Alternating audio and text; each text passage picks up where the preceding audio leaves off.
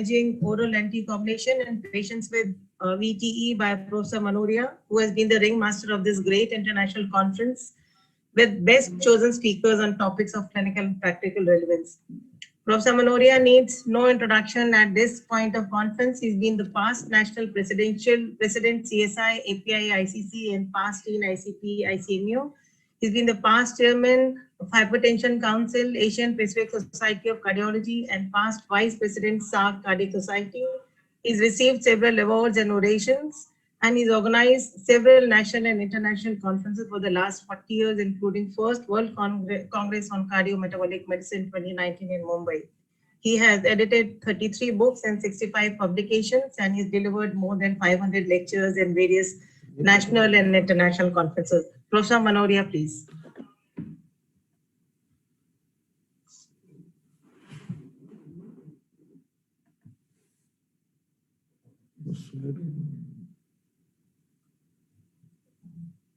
Professor Manoria. Yes, yes.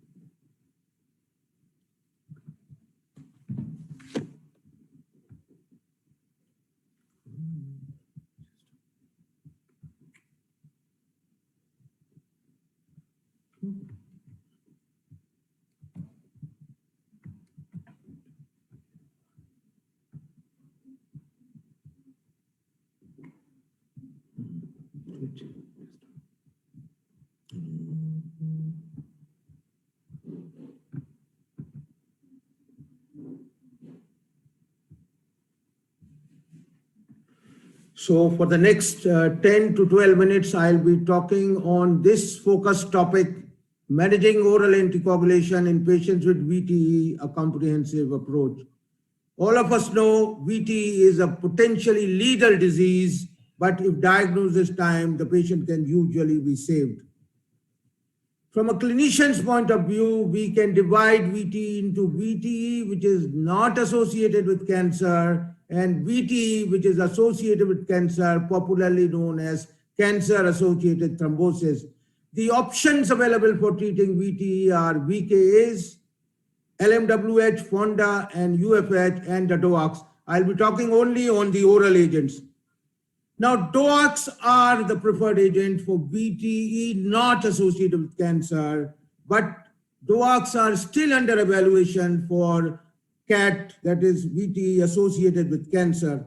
Will DOAC also emerge as a frontline therapy in cancer-associated VTE is an important point to discuss. Now, when we look at the VTE not associated with cancer, you can very clearly see that DOACs are preferred because the efficacy is same, but the safety is better, a 40% reduction in the major bleeds. These are the three phases of anticoagulation. Acute, which usually lasts for 0 to 7 days, the long term, maybe 3 or even 6 months, and the extended is 3 to 6 months to indefinite. What is the data on DOACs in acute and long-term treatment of VTE? We have trial with all the 4 agents, Recover and Recover-2 with dabigatran, edoxaban, we have the Hoxi VTE, Einstein DVT, and Einstein pulmonary embolism with edoxaban, and Amplify with apixaban. Now, when we look at the summary of all these trials, certain points are striking. First striking point is that you can use rivaroxaban and apixaban without prior LMWH, but dabigatran and edoxaban, there has to be a prior LMWH or other injectable therapy. That is one very important point. When we look at the meta-analysis of efficacy, the efficacy is same with both these agents, NOACs and VK. But when we look at the bleeding is definitely less, and apixaban has the least bleeding, as you can see right on the top in the Amplify trial. And this is the Amplify trial, which compared warfarin with apixaban, and you can see numerically less VTE events, but most important is bleeding is substantially less with apixaban. And this is the clinical pharmacology and overview of the oral agents. You can see that two things which are important, that if you are using rivaroxaban 20 or 15 milligram, it has to be taken with food. And if you are using dabigatran, you'd be cautious in patient with CKD, because 85% of dabigatran is excreted through the kidneys, whereas the 25% is excreted apixaban. Obviously, the guidelines favor DOACs for DVT. Then we have the subset of the fragile patient, which means age more than 75 years. And in this subgroup, the more VT events as well as bleeding, body weight, if it is less than 50, then this is associated with more bleeding. And if there is CKD, this is a factor both thrombosis and bleeding. Now, this is meta-analysis of recurrent VT or VT-related death according to age or renal impairment. You can see in patient with CKD, if the eGFR is 30 to 49, preference is given to DOACs. And likewise, age greater than 75, you can see DOACs are preferred. And this again shows the bleeding. If in CKD, again, preference is for DOAC, and so also for age greater than 75, DOACs are associated with less bleeding. And this is the amplified trial. You can see non-fatal and fatal VT according to the age and renal function. It's non-inferior. But when we look at the bleeding, certainly bleeding is less. While treating VT or DVT, you have to look at the bleeding risk also, and this shows the various factors which are responsible for bleeding. You have to assess the ischemic risk and the bleeding risk, and the bleeding risk, as you can see on this slide, is categorized into low, moderate, and high. Now, what about 3 to 6 months after long treatment? What are the subset of patients which require extended therapy? And these subsets include unprovoked VTE, past history of VTE, cancer-associated thrombosis, antiphospholipid syndrome, protein C deficiency, protein S deficiency, antithrombin dysfunction, factor V latent mutation, and extensive residual thrombosis on imaging. All of us know that if the DVT is unprovoked, there are a lot of chances of recurrence. Recurrence is more with proximal DVT. Embolism pulmonary is also more with proximal DVT. And males, there is more chances of recurrence.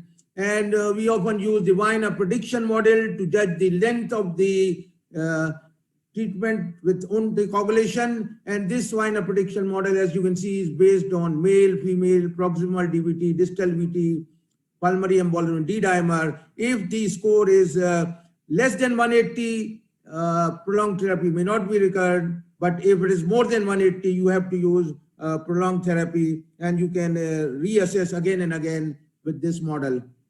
What about the extended treatment of DOACs? Again, this is an overview of the various trials. Dabigatran, we have Resonate and Remedy, and rivaroxaban, Einstein extension and Amplify extension.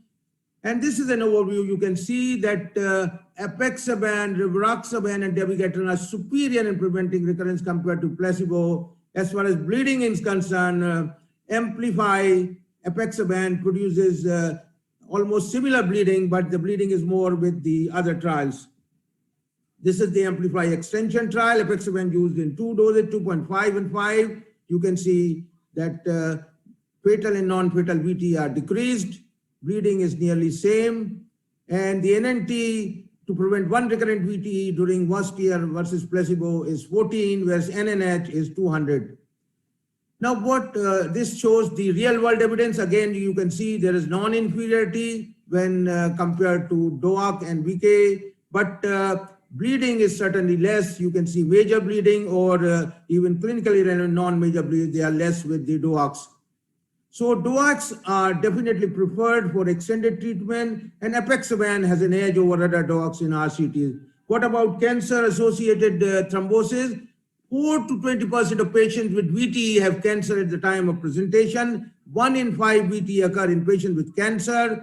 These are some of the common malignancies, particularly pancreatic stomach, which are commonly associated with VTE.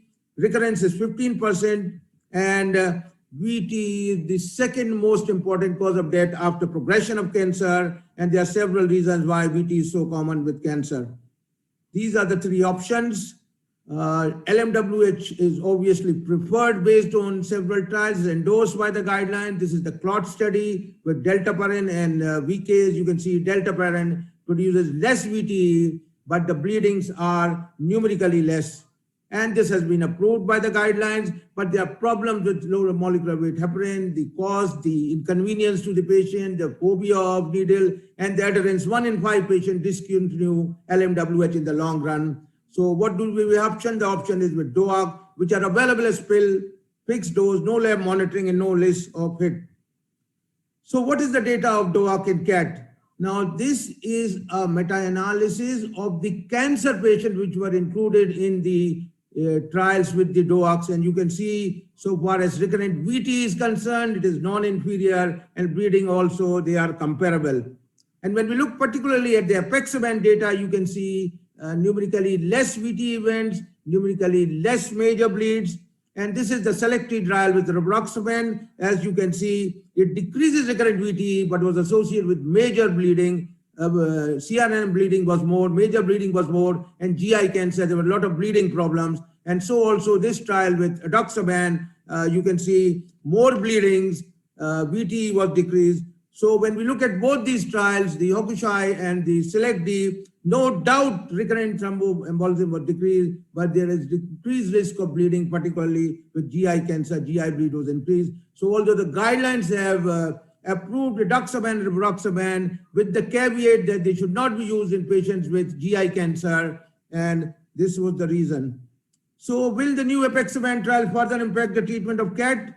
Now this is the Caravaggio trial. You can see apexaban compared with deltaparin, 10 milligram to start with BID, then 5 milligram. And these are the baseline characteristics. And you can see it has also included GI cancer, colorectal cancer, upper gastrointestinal cancer. And you can see recurrent VT is less, numerically less with apexaban. And what is very important is that the bleeding is not increased, whether it is major bleeding, major GI bleeding, or major non-GI bleeding, which is a point in favor compared to rivaroxaban and the edoxaban. And this is again same is deflected here. So the take-home message is DOACs are preferred for treatment of VT, not related to cancer, due to comparable efficacy as shown by RCTs in real-world evidence, but lesser bleeding. Apexaban has an edge over DOACs because bleeding is least with it, as shown by the Amplify trial, and comparable bleeding with placebo as shown by the Amplify extension trial. And in fragile patients, apexaban has comparable efficacy and lower major bleeding compared to LMWH or warfarin. And about the cancer VT, apexaban in Caravaggio trial has shown non-inferior to deltaparin for CAT, with no increase in major bleeding, including GI bleeding in patients with GI cancer. Apexaban is emerging as an effective and safe agent for cancer-associated VT, including GI cancer. And with exciting data of apexaban from the Caravaggio trial and other ongoing trials, the agent may be approved in future by the guidelines for CAT.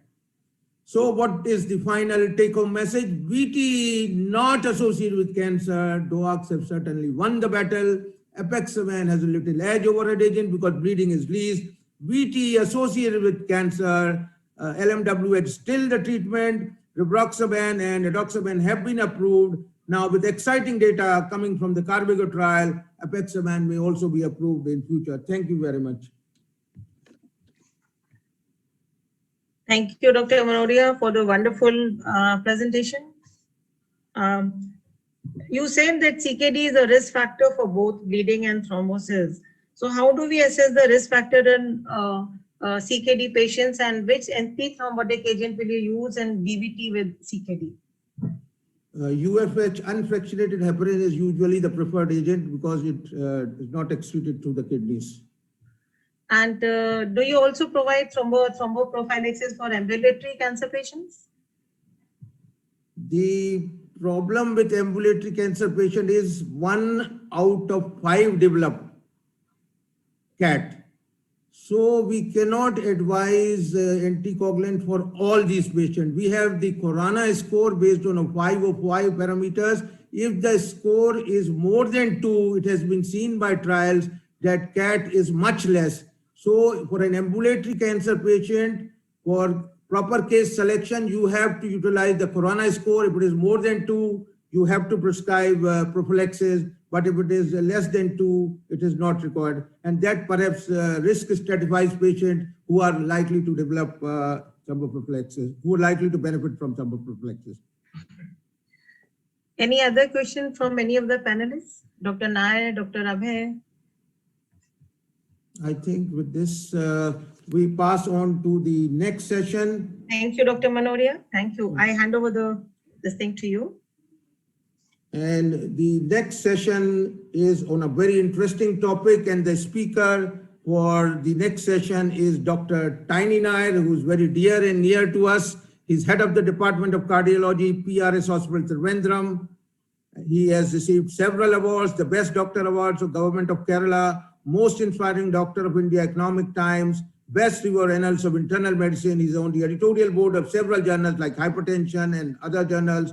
He has authored 4 books, the latest being The Magic of India Medicine, and has several publications in national and international journals, and he's received several orations as a top writer for various blogs. At this, I hand over the mic to the chairpersons, Dr. Abhay Pandey and Dr. Dayasagar Rao, to conduct the proceeding. Good morning, everybody. We are going to witness a very, very important session.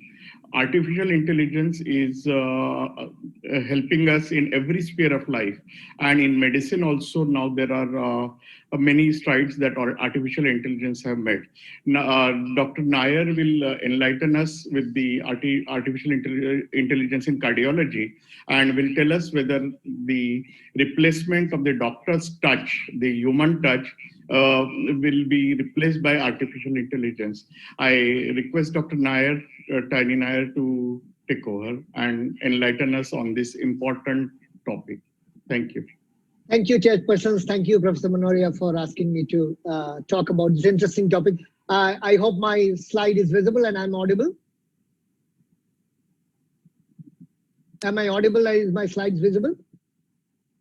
Yes, sir. Yeah. Yes, sir. Your slide is visible, sir.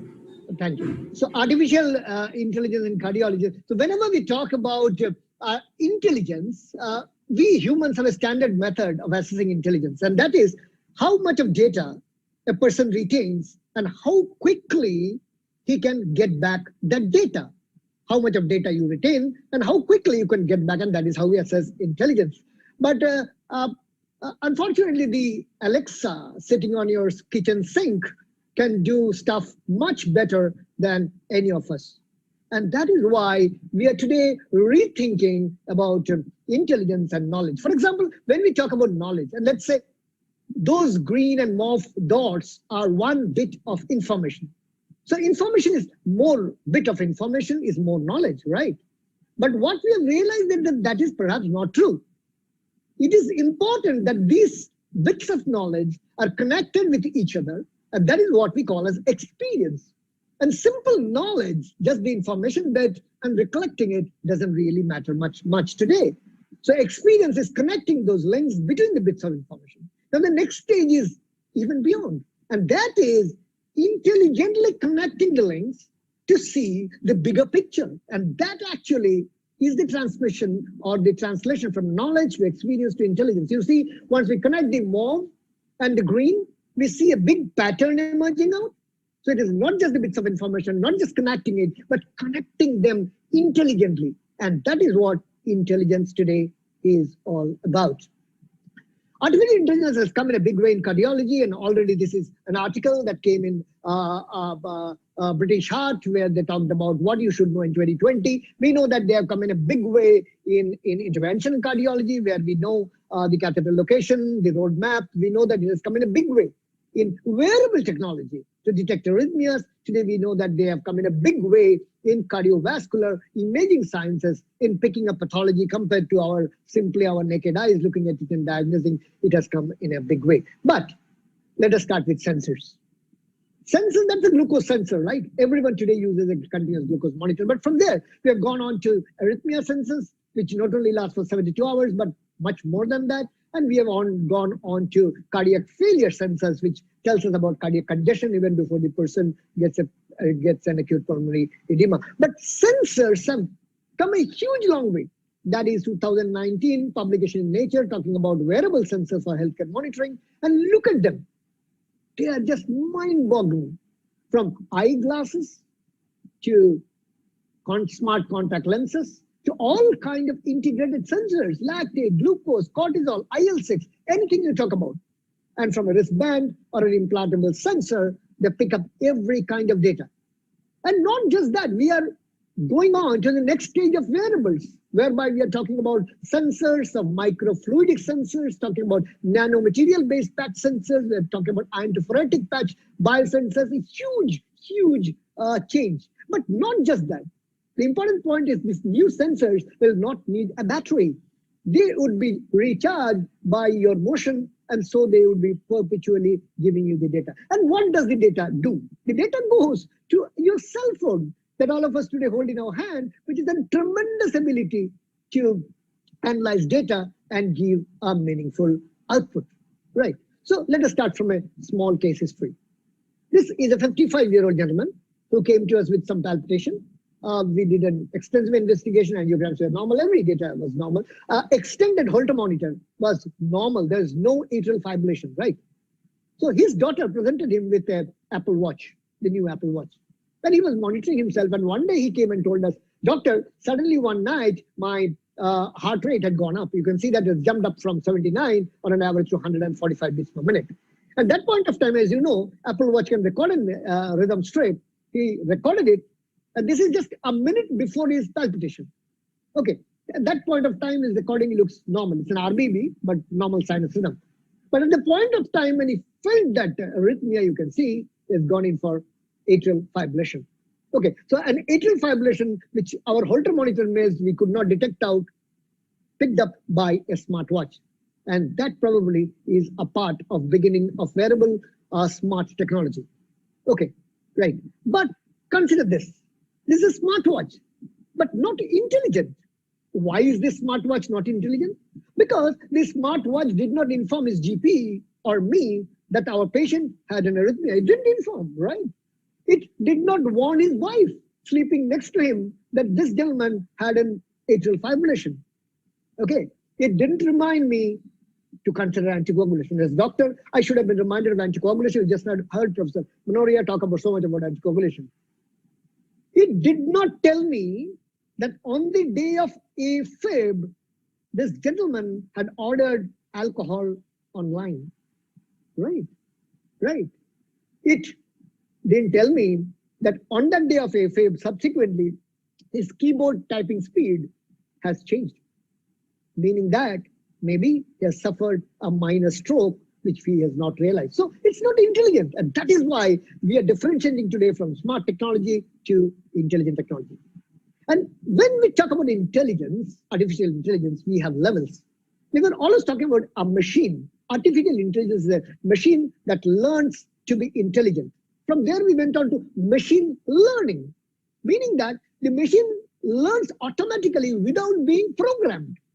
The first is being programmed, second is automatically learning itself. So the algorithm is devised by the machine itself, and then the deep learning.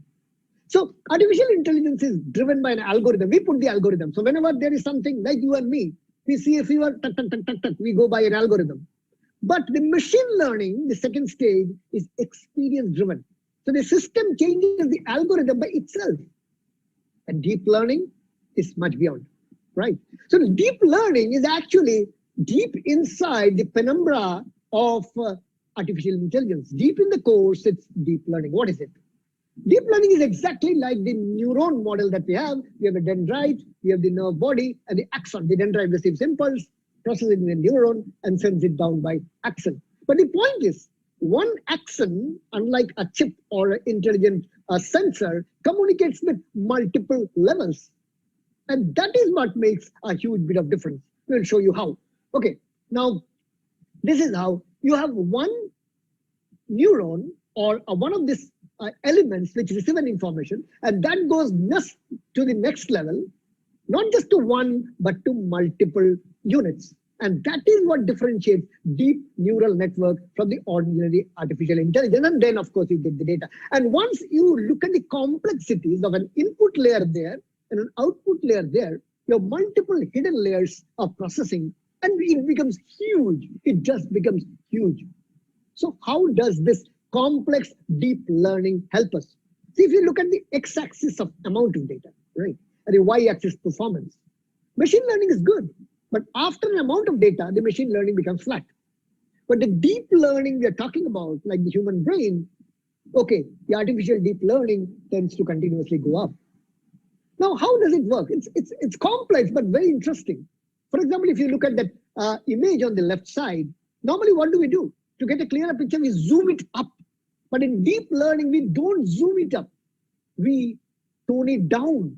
So that red dot, what you see there is toned down. It is converted into one single pixel and put it on a plate. Let's say a plate, right? So you reduce that area to one small pixel and put it on a plate. And you create hundreds of some such pixels and put it on a plate. And you create multiple such plates. And this is called convolution and activation. And once you have several plates of this convoluted image, you pull it together. So superimpose one on the other and you get a pooled image. So once you get a pooled image, you do it multiple times. Convolute that pooled image. So take that pooled image and put it as a pixel. And again, take another pooled image, put it as a pixel, and create another convolution level and pooling. You can do multiple. At the end, you do a vectorized map. And what you find is that red dot clearly turns out as a pathology. So unlike an image which we see, we turn to try to zoom it up and see what is the pathology. It clearly picks up as to where is the problem and what the pathology is. And it has been shown that they are actually better. Now, we know that we can detect AFib by a monitor or a sensor. But this is a new thing. Okay, can you detect AFib or predict AFib from a baseline normal sinus ECG? You might say, okay, QT is normal, PR is normal, how do I predict? But in this systems, it takes the entire ECG, the PR segment, the P wave, the QRS complex, the T wave, everything, convolutes it, pulls it, and finally you get an answer. Does it work? It did. For example, the artificial intelligence enabled ECG data on atrial fibrillation came in 180,000 patients, 649,000 ECGs, 8.4% at AFib. And look at the data result. Significant. The AUC is so strong, right? So you see that there's very good sensitivity and specificity of the system in predicting AFib from a normal sinus rhythm. From a normal sinus rhythm, normal QT, normal PR, you're trying to predict AFib. So a time is not far away. When looking at simple things like facial expression, okay, you can try to predict heart failure or AFib because there are data. These data we cannot pick up by looking at the patient. But the artificial intelligence, when it goes on convoluting an image and then pulling it multiple times, they can actually pick up what it is. But this is the question that our chairperson asked, that will the doctor be replaced and say that my name is Siri, may I help you? The psychiatrist is replaced by a smartphone, loss of sympathy and empathy. But again, people have taken care of that. There's a new article that came in one of those high-tech journals as to why not artificial sympathy. They said sympathy comes in from the person we talk to. Let's say patient says, oh, doctor, I'm so bad. And from the data that I know, the patient says I have bad cancer, and I know that cancer is a bad outcome. I go, oh my God, this patient, something is going to happen, right? Now, they say that you can devise artificial sympathy and empathy and make facial expressions of that robotic image exactly like you feel. And it is not just an expression, but the machine would start feeling concerns about you. So finally, are you concerned about the increase in artificial intelligence? The answer is no, but I'm concerned about the decrease of real intelligence. And that is where the challenge is. See, a lot of people start thinking that would we lose our job because of artificial intelligence? The answer is clear. We will not lose our job, but we are going to see an extreme change of role of the doctor.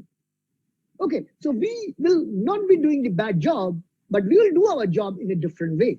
And it's important that we learn so that whether the sharp instrument, there's no doubt artificial intelligence is a sharp instrument, like the topic said, not a blunt one, but how you use it, whether you get your finger nagged or you use it intelligently to do high-tech surgery, depends entirely on how you look at it. Thank you for your time and attention, and we are ready to take questions if there are any.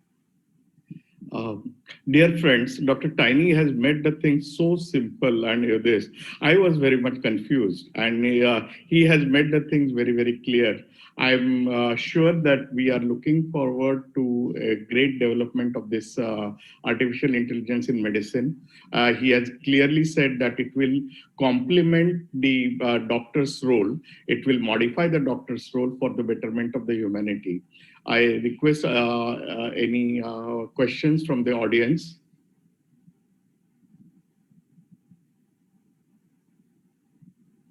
If there are no more questions, I congratulate Dr. Tiny for making this very difficult topic very, very simple.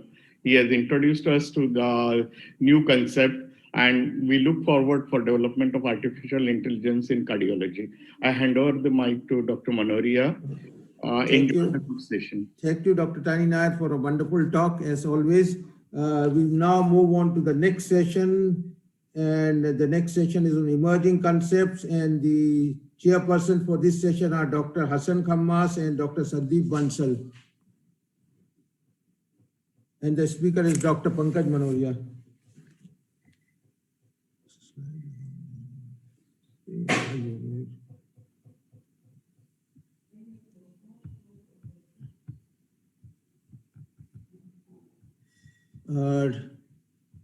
Dr. Pankaj is Chief Interventional Cardiologist at the Manoria Hospital. He has 10-year experience in the field of invasive cardiology, is Fellow of Society of Cardiac Angiography and Interventions, Fellowship of American College of Cardiology and European Society of Cardiology, and his expertise in renal angiography and angioplasty, several publications, past editorial, Secretary of Indian Heart Journal, and is widely traveled.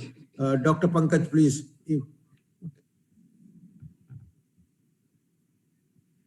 Dr. Khammas, Dr. Bansal, Dr. Khammas is there. Dr. Khammas, good morning. Please initiate the session. Good morning. Thank you very much, Dr. Manoria. Welcome to this session this morning.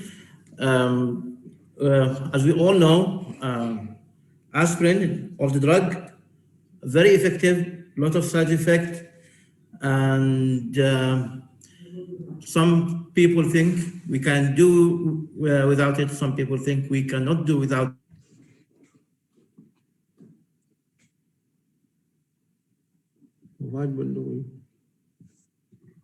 it.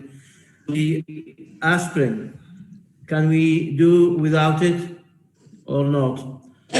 So without further ado, can the lecturer please proceed with the aspirin? Thank you, Dr. Khammas. Okay, thank you. Are my slides visible? Oh, yeah. Yeah, okay. Thank you, Dr. Khammas. So I'll be talking, has the time come to say bye-bye to the wonder drug aspirin? Let's see. Aspirin is no doubt a wonder drug. Since the discovery by Bayer in 1898, it was hailed as magic, and for good reasons. If you look at the headline of the daily newspaper, Daily Express, 15 July 2015, it says aspirin at bedtime can save a life. But let's see how science changes. The same newspaper headline in 17 September 2018 says dangers of daily dose of aspirin. So the only thing which is constant in medical science is the change. So science keeps on changing. Let's see on which categories and what are the indications of aspirin in which we are using daily. Aspirin is used as a modality for primary prevention of ASCVD. It is used in secondary prevention after ACS or after PCI. It is used in secondary prevention in chronic coronary syndromes, stroke prevention, atrial fibrillation, and as a part of triple therapy in atrial fibrillation with ACS and PCI. So I'll dissect each of these indications and give you sufficient evidence to suggest that we can omit aspirin in almost all these categories.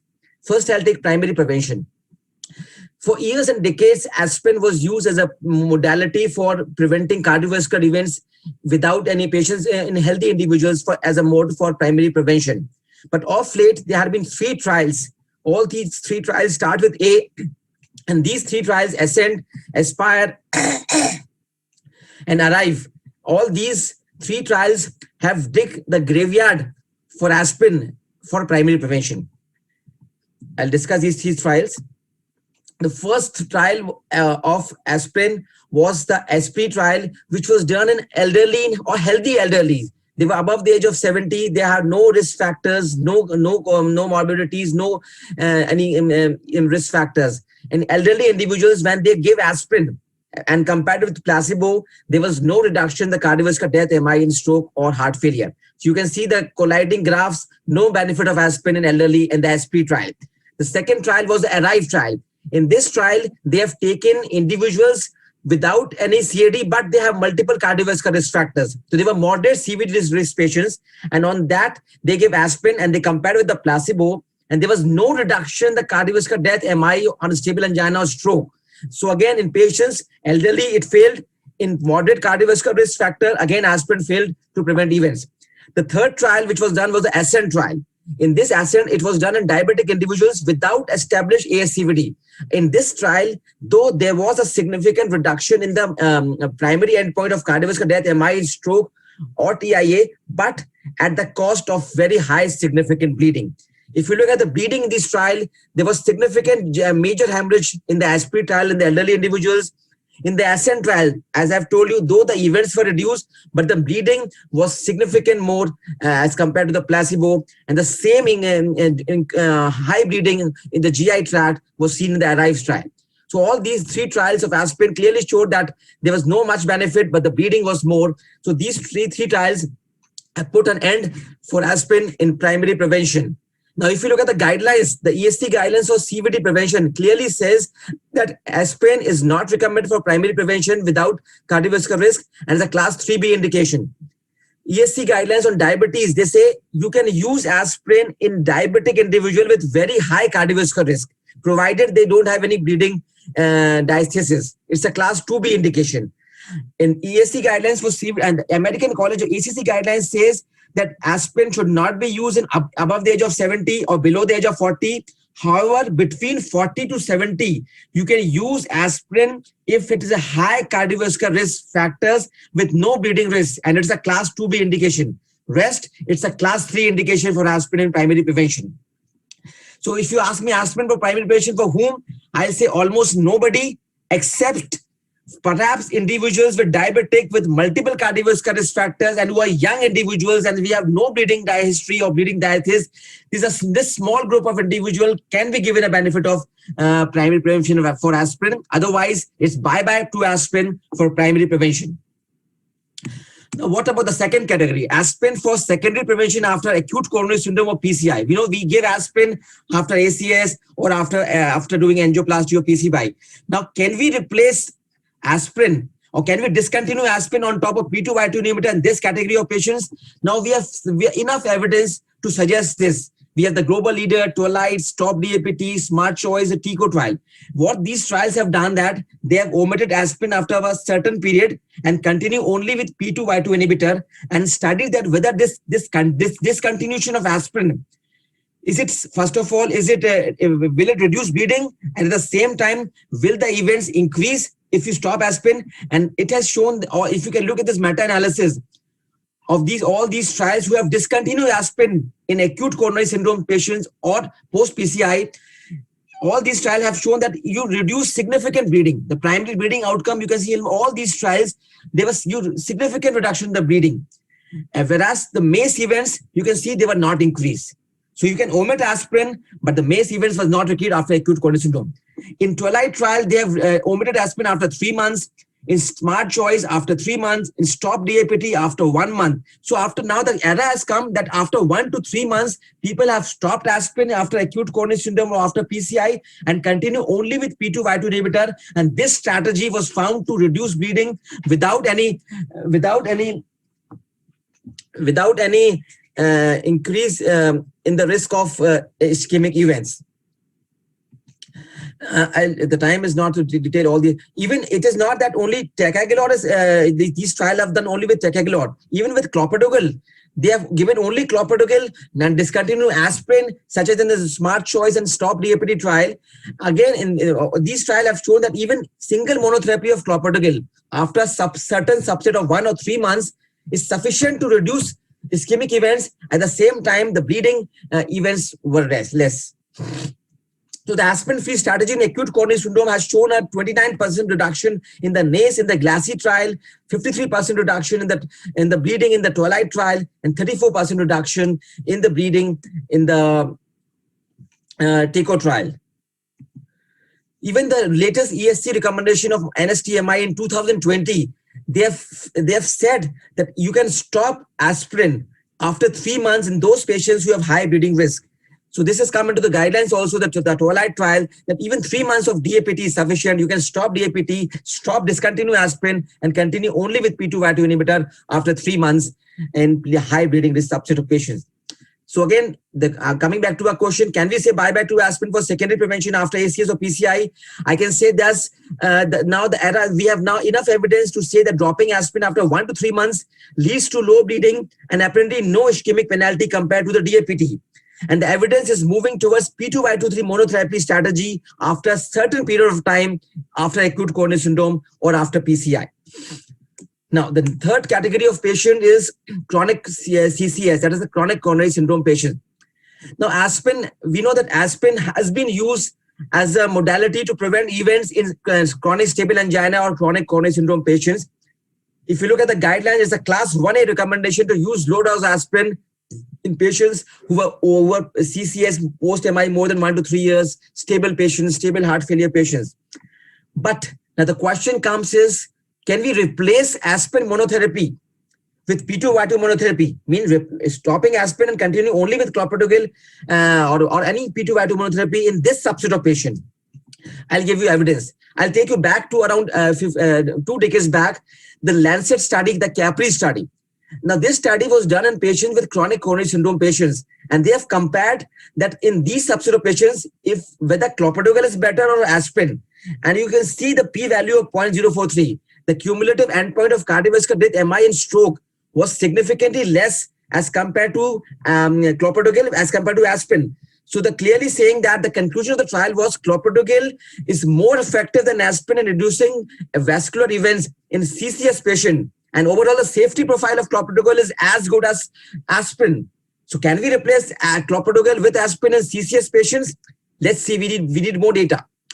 Now, a very interesting meta-analysis was published in Lancet 2020 when they compared the monotherapy with P2Y2 inhibitor versus aspirin monotherapy in secondary prevention in patients with chronic coronary syndrome patients. So whether aspirin strategy is better or P2Y2 monotherapy. By P2Y2, I mean to say clopidogrel or ticagrelor monotherapy.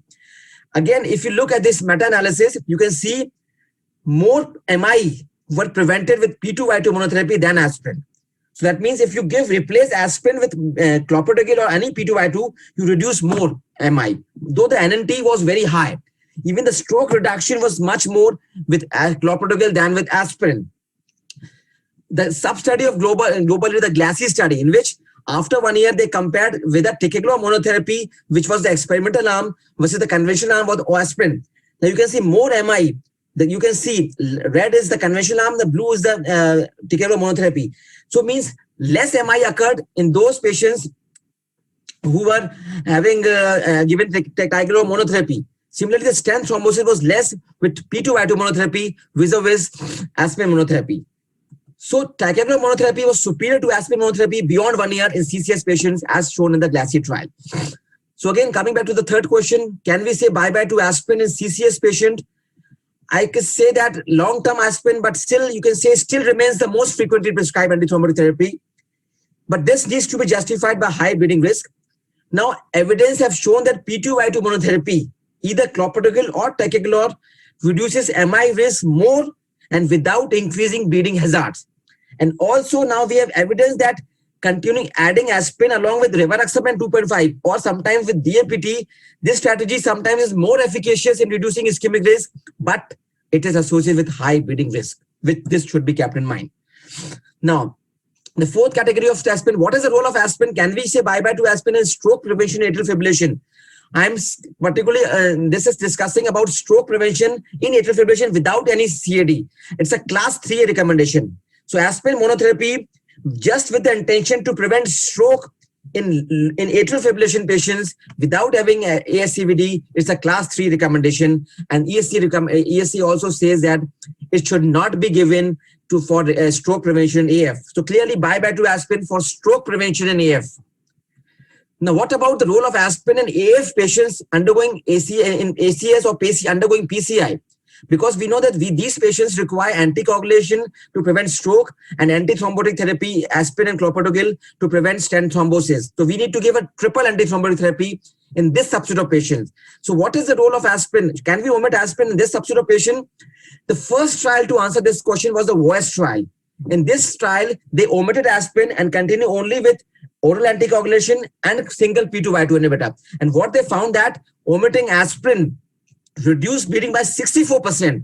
You can reduce bleeding by 64% if you omit aspirin from the triple therapy. At the same time, there was no increase in the risk of ischemic events. And then came the larger trials with NOACS, the Pioneer AF, VDual PCI, Augustus, and the Entrust AF PCI. All these three trials have given a single message that you omit aspirin, you reduce significant bleeding. At the same time, the ischemic events were not increased.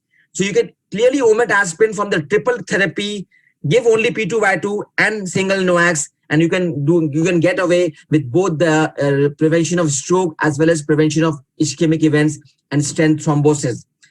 This is just a some meta-analysis from the Augustus trial, in which they have seen that once you give aspirin, there was no reduction in the ischemic events on top of NOACS plus P2Y2. But at the same time, the bleeding was 89% more in the Augustus trial in the aspirin arm versus the placebo arm. You can see there was 89% increase in the risk of bleeding with aspirin and no added reduction in the ischemic events in the Augustus trial when they gave along with NOACS and P2Y2.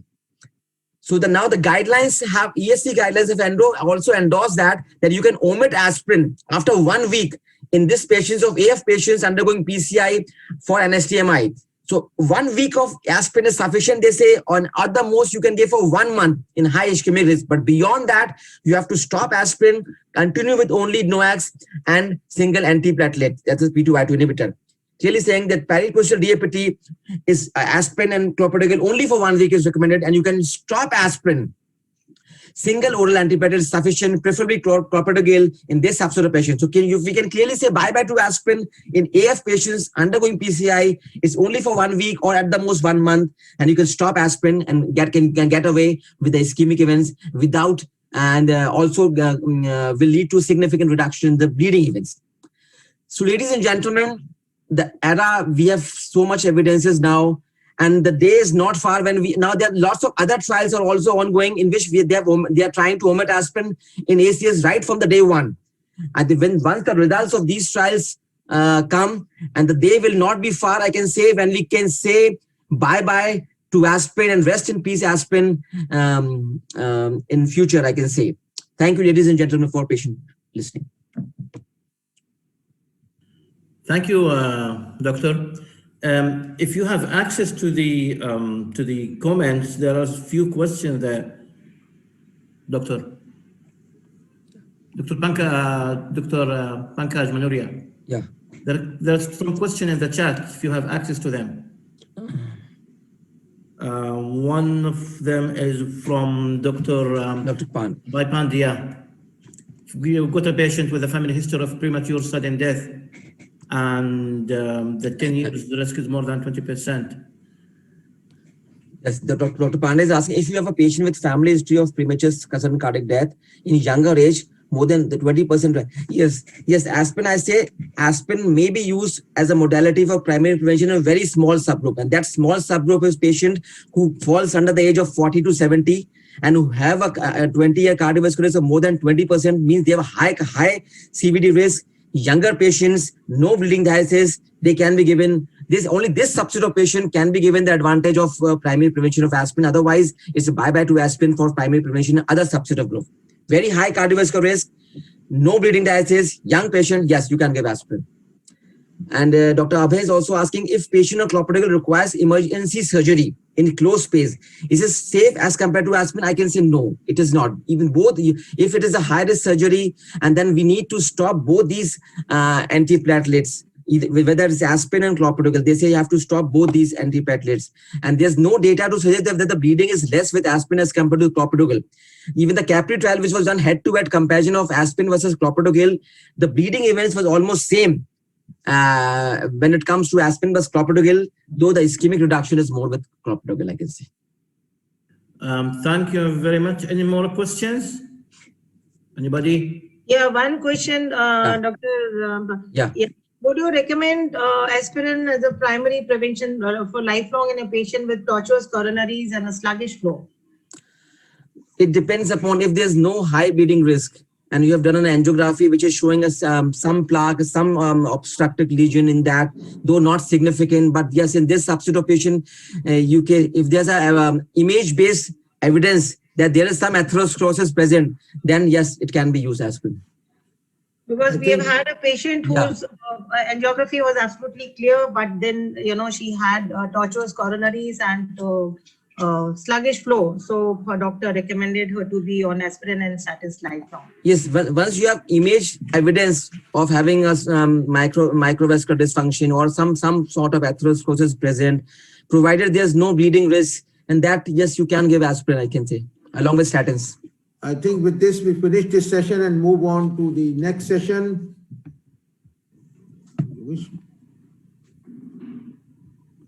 Good.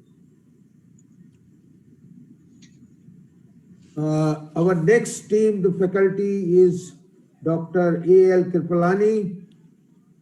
He is former professor and head department of nephrology at the Grant Medical College, JJ Hospital, Mumbai. He is former president of Indian Society of Nephrology, Indian Society of Organ Transplantation, and Hypertension Society of Hypertension. He has performed more than 2,000 kidney transplants. He's a university teacher, 1977, and runs 2 specialty hypertension clinics in Mumbai, has in multiple publications in various national and international journals and various books. I'll request Dr. Thayer Jamali and Dr. Kamalakar Tripathi to conduct the session. Dr. Thayer and Dr. Tripathi. Good morning. First of all, I want to thank Dr. Manoria. He's my friend for inviting me for this nice virtual meeting. And it's good morning for all of my friends in India. Hoping next meeting will be face-to-face. So with my friend, Dr. Kamalakar, we will start sharing the lecture entitled the Halting the Progression of the Chronic Kidney Disease Status 2021, which will be presented by Dr. Ashok Kirpalani. Dr. Ashok, please, you can start. Good morning, Professor Manoria. Thank you, chairpersons. Thank you for your kind comments. It's a pleasure to be with you today, as every year, unfortunately in virtual form, but as maybe next year face-to-face again. The topic given to me is that of CKD. 10% at least of the adult population has a CKD, and are you able to see my screen? Actually, we couldn't see your screen, so just share your screen, please. One moment. Share screen.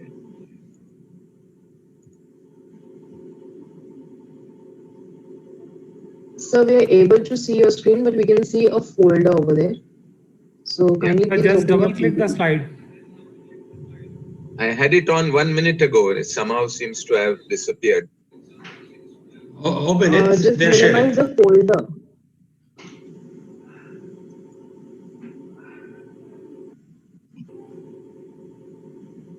Yep. Can you see it now? No, still we couldn't see. Share screen somehow. So now please share it again.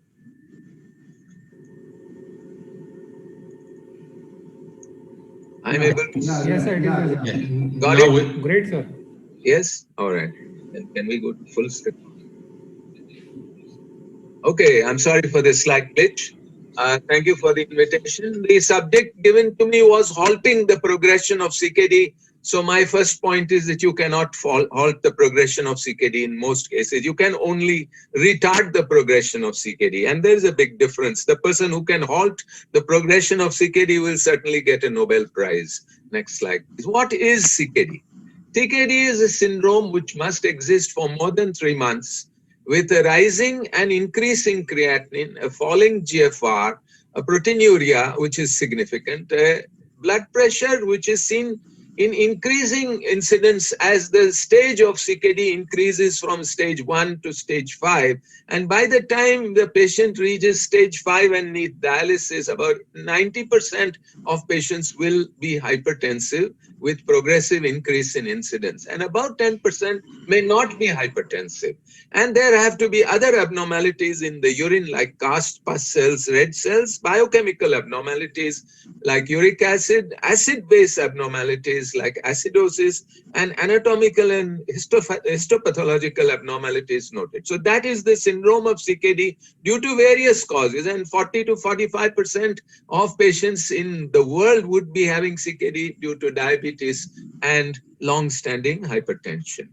Now, clearly an established approach so far has been specific measures and non-specific measures. And today, the mandate given to me is to speak about what is new in 2012, sorry. So I will only briefly speak about what is established approach. The most important is specific measures like treat the causative illness. If there is lupus, then treat lupus. If there is glomerulonephritis, then treat it if it is a continuing immunological process going on. The second, in diabetes, of course, most important, control the blood glucose. The third, control the blood pressure in hypertensive nephrosclerosis. And the fourth, if there is other immunosuppressive disease, give anti-immune therapy. Next slide. The most important aspect that we deal with today is the non-specific measures, and it is clearly established. The most important are these: to reduce proteinuria, treat hyperkalemia, reduce blood pressure, and renin-angiotensin blockade. These are the most useful things that we have to do. Next slide. And the others are dietary interventions like protein, salt, etc., but specifically protein restriction, anemia correction, acidosis correction, metabolic bone disease correction of the calcium, phosphorus, and the FGF23, and uric acid reduction and avoidance of nephrotoxic drugs. Having said that, these are the clearly established methodologies, and the most useful is the antihypertensive therapy. Antihypertensive therapy can be used in CKD for the following reasons. Most important is lower the blood pressure, which is a type A1 recommendation. You have to lower the blood pressure to targets. More important than that, many of the patients will die of cardiovascular disease, so reduce the risk of cardiovascular disease with or without hypertensive therapy. Slow down the progression of kidney disease in patients with hypertension. Now, clearly it is shown, go to the next slide. The decline of renal function reduces with the reduction of blood pressure goal.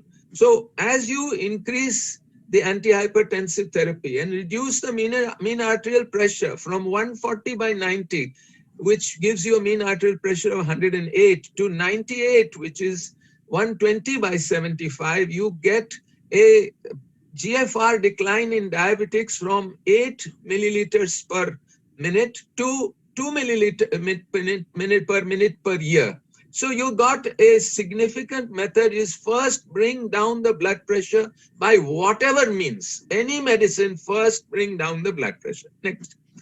Now, importantly also the role of proteinuria, and it is shown that these maneuvers are most useful in the proteinuric disease and not so useful in the non-proteinuric disease. And that is what we thought in the past. So if you see this data, the evidence is very strong for the evidence is very strong for the progression to be reduced in glomerular and proteinuric disease and hypertensive nephrosclerosis, not so good for polycystic kidney and tubulointerstitial. So what has changed today with recent data is I'm going to look at one illness which is non-proteinuric, and that is polycystic. Now this disease, ADPKD, you see it is there at birth, but may manifest at the age of 60 with declining GFR and rise in the volume of the cyst. So it goes from normal to hyperfiltration to impairment to failure. Now, in this disease, a new trial called the HALT-CKD trial is a useful trial which shows that taking cohorts of patients with a low GFR, comparing them with high GFR. And what the significance of this, I will tell you in a minute. They divided the patients into two types, those with GFR between 25 and 60 and those less than, more than 60 GFR, and gave very vigorous blood pressure control using lisinopril and telmisartan. And they found that if you took the GFR, higher GFR cohort, there is a significant reduction in the mortality of these patients. And the eGFR and the volume reduction, volume increase is slowed down in polycystic kidney. So what we used to think in the past that you need not give ADPKD RAS inhibition because it's not proteinuric is now changed, and its significance is for not only the patient but look at the children, because they are the ones who will have low GFR when the father or mother presents, high GFR when the father or mother presents to you. So when the child has a GFR of 70, start treating him at that time and prevent his progression. So this is new with this HALT-CKD program. And what it has shown that in early ADPKD, eGFR greater than 6, rigorous blood pressure control to 95 by 60 or 110 by 75. An 18-year-old boy will tolerate this. And if his GFR is 70, using significantly lower target of blood pressure and ACE inhibition, you can reduce the left ventricular myocardial index, mass index, and the urine albumin creatinine ratio. And this reduces the size increase of the volume of the kidney, although the GFR rate has so far not been affected. So this is why we now advise even RAS blockade and lower targets in this particular disease, which is not proteinuric.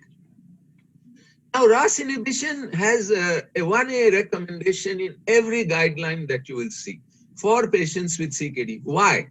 Because it is not only useful in lowering blood pressure, it reduces proteinuria, it reduces the progression of the renal disease because of blocking the angiotensin II, which is the real poison that hurts in excess in renal disease, and also reduces the cardiovascular disease. And we know today that a large number of patients will die of cardiovascular disease even before they reach dialysis. So the safeguards while initiating RAS inhibition, this is standard of care. You rule out bilateral renal artery stenosis. You watch the GFR very, very carefully in the first few weeks after initiating the therapy. And keep a watch on the potassium, and if there is a sudden increase of GFR to 25 to 30%, you may have to actually withdraw and reduce the dose and reintroduce subsequently. And so these are certain situations. Whenever there is review of prescription, these again have to be carefully looked at and not send the patient away for 3 months and say come after 3 months. Every revision of prescription has to be looked at this way. Now, the limitations of RAS inhibition are that there is a rise of creatinine, quite possible. There is a rise of potassium, also quite possible. There is maybe too much lowering of blood pressure. So patient may get symptoms of hypotension like postural hypotension. And there is the rare possibility that you may actually produce what is called the J-shaped curve. And this, I'm not going to speak to the cardiologists and nephrologists in evidence here. It's a understood phenomena that if you go very low on the blood pressure, you may actually worsen not only the coronary artery disease, which was described many years ago, but also the rate of decline of GFR. So there is clearly a J-shaped curve. I don't have enough time to show you the data, but there can be a J-shaped curve. So this is a limitation. And also we require preemptive withdrawal of RAS inhibition in CKD, particularly if you are using open heart surgery, if you have gastroenteritis, any hypovolemic state, and that's very common especially amongst us Indians, diarrhea, vomiting. In the Japanese population, diarrhea very common. Acute shock, any hemorrhage, and if a concomitant nephrotic drug is administered, and sometimes you are forced into it. You might have to give gentamicin to a patient in sepsis or whatever. So under these circumstances, you have to preemptively withdraw RAS inhibition. So what is new is that the KDIGO, which is our Bible, suggests that there should be temporary discontinuation of ACE inhibition or ARB therapy in those with GFR less than 60 ml.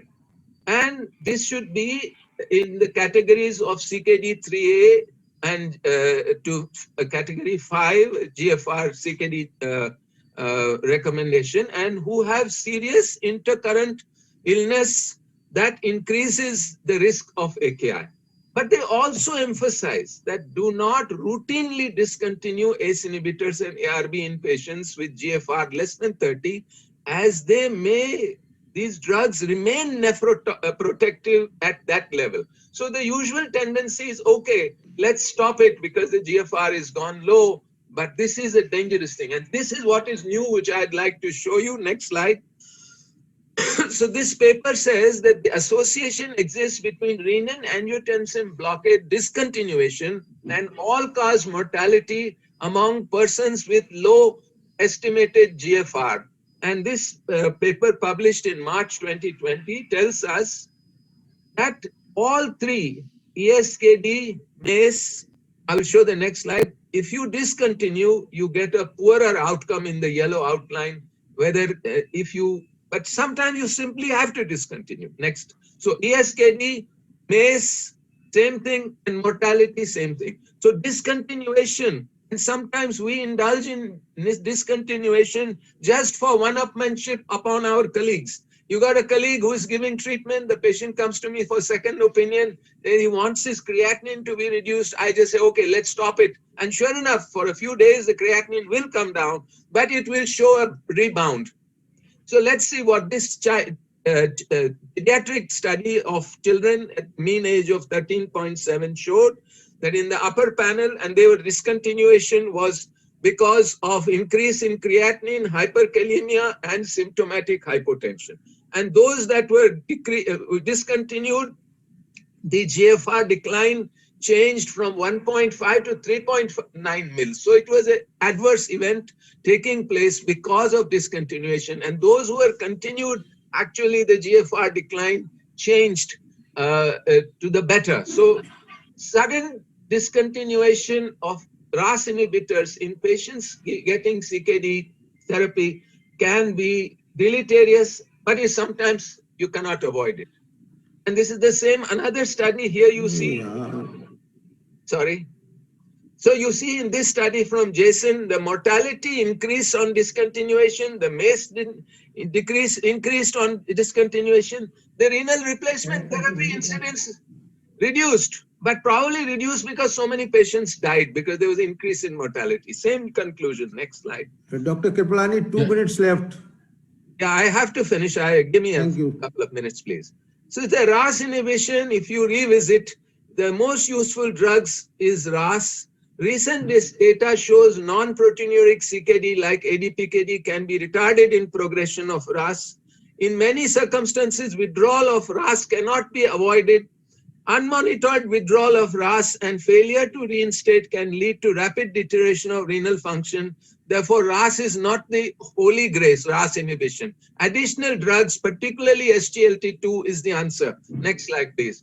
So this is a trial called the DAPA-CKD in patients with chronic disease, CKD, with and without type 2 diabetes. Dapagliflozin showed reduction of kidney failure, reduced risk of kidney failure, reduced risk of CV death or heart failure, and prolonged survival. Next slide.